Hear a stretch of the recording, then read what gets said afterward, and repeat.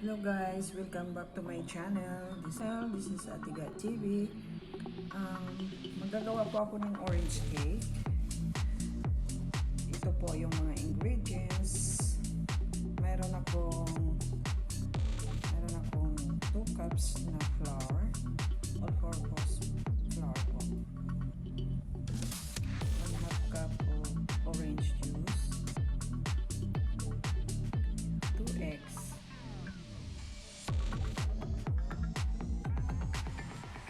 baking powder, 1.5 teaspoon. Ganon din ang baking soda, half teaspoons of salt. Mayroon akong lemon zest. Wala pa nga itong kalahating teaspoon. Bali, 1/8 lang siya. 1/4 cup of cooking oil. Meron akong orange food coloring. Okay guys, tara na, samahan niyo po ako. At po, mag-start po tayo sa paghalo-haluin yung dry ingredients po. Daan po natin ng strain ang flour para mawala po yung mga bilog-bilog kung ano na ang mayroon sa loob ng harina.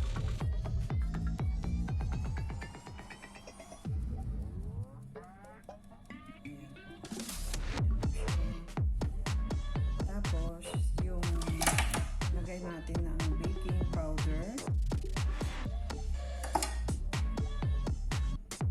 baking soda, saka salt.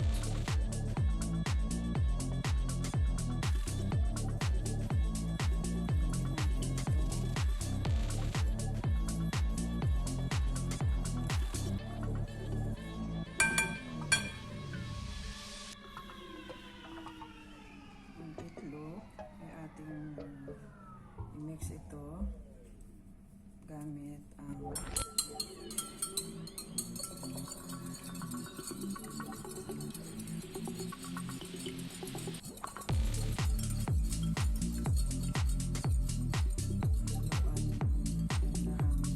cooking oil. Mag-iwan po tayo ng konting cooking oil, at least mga 1 tablespoon para doon sa ring gagamitin.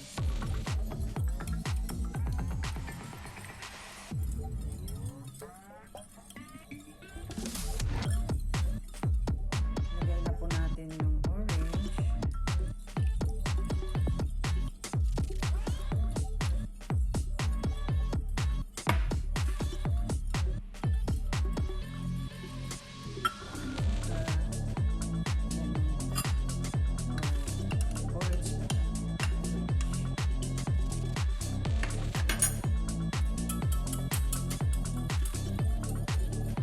Bango siya, tsaka maganda itong orange kasi ang vitamin C ang makukuha po natin sa cake na ito.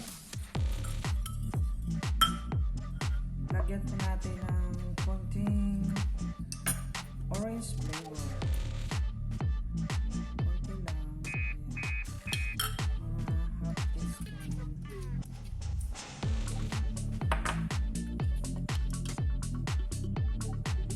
Para makita ang orange.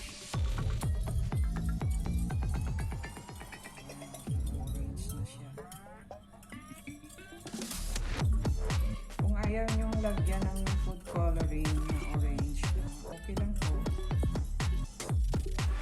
Ihala na po natin. Ihala po natin. Dahan-dahan.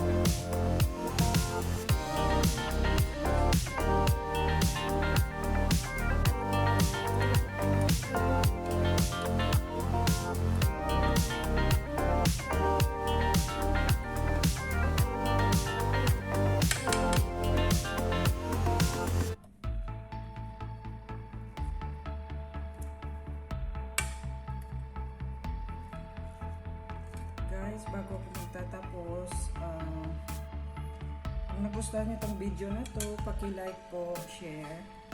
Saka, don't forget to subscribe. And click the bell button for more upcoming videos.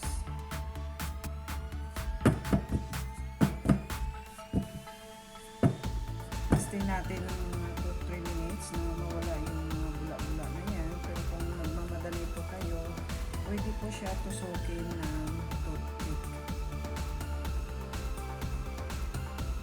Pwede siyang tusukin ng toothpick kung nagmamadali kayong isa lang sa oven para mawala itong bula-bula, kasi pag naluto ko siya, marami siyang butas-butas.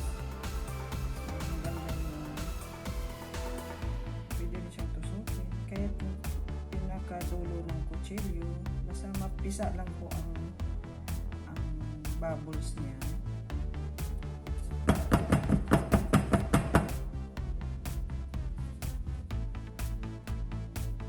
Kunti lang kasi basta pag naghalo po kayo manual,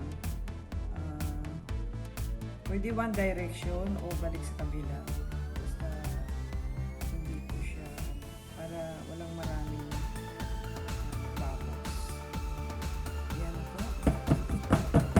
Pwede na po siya ilagay sa oven, ready po.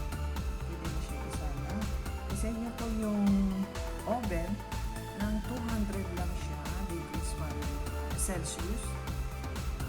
Pwede nyo isalang ng 200 degrees Celsius for 40 minutes.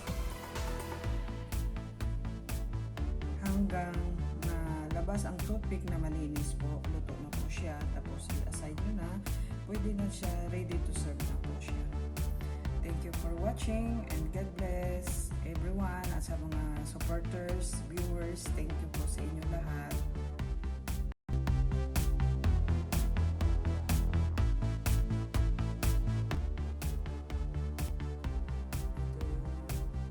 Isang slice. Meron pa rin siyang butas kasi meron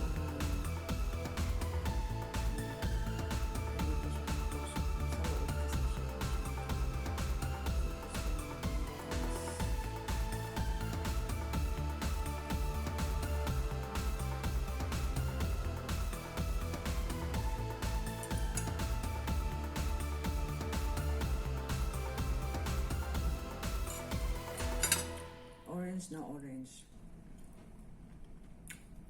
Sarap kamayin.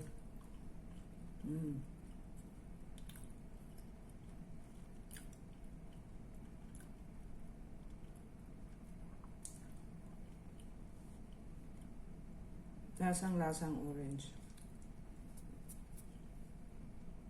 Thank you guys. Thank you for watching and God bless everyone.